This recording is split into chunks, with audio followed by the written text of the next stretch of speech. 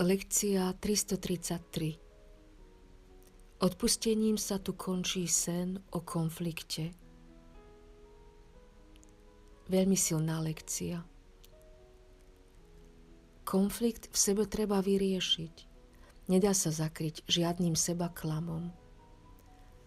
Musíme byť k sebe maximálne úprimní, ako chceme diagnostikovať a pochopiť jeho význam, ktorý pre nás má, aby sme ho mohli úplne pustiť. Táto lekcia nám poskytuje návod, ako svoj vnútorný konflikt ukončiť. Ako keby tu boli vysvetlené 4 kroky. Prvý krok je rozpoznať, že v sebe mám konflikt. To by vlastne nemal byť žiaden problém, ak sa nachádzam v stave, keď si začnem všímať, že niečo nesedí, že niečo nie je v poriadku a ja sa necítim komfortne vo svojej zóne. Druhý krok je, kde alebo v čom sa tento konflikt prejavuje. Môže to byť choroba alebo zle fungujúci vzťah, alebo žiaden vzťah, alebo len hnev na nejakého človeka.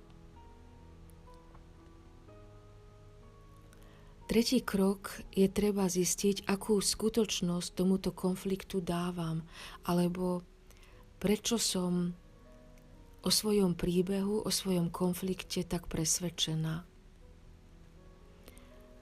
A štvrtý krok je uvedomiť si, aký je význam konfliktu pre mňa. Na čo je pre mňa tento konflikt dobrý, respektíve prečo ho živím, namiesto aby som sa cítila šťastná. Môžeme si tieto kroky prejsť na nejakom príklade. Napríklad na chorobe.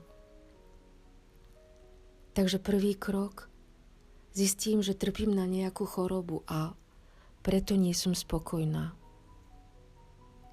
Druhý krok je, kde sa táto choroba prejavuje. No, predsa v tele. Tretí krok, čo za príbeh si vytváram v spojitosti s touto chorobou? Odpoveď je podľa všetkého, teda verím, že som toto telo a verím tomu, že moje telo je príčina môjho bytia a preto má toto telo moc nado mnou a ja som bezmocná. Štvrtý krok je vlastne otázka, prečo živím túto chorobu a čo za úlohu má v mojom živote. Choroba je totiž odporcom božského vo mne a ja si nahováram, že sa pred svojou božskou podstatou môžem v tele ukryť. A verím tomu.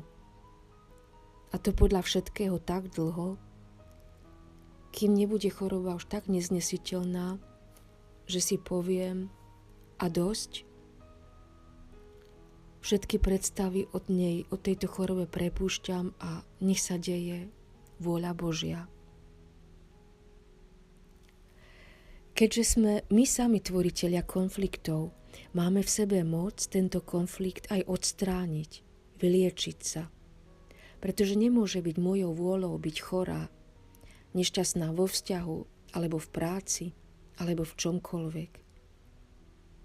Jednoducho to potrebuje celé radikálnu úprimnosť voči sebe.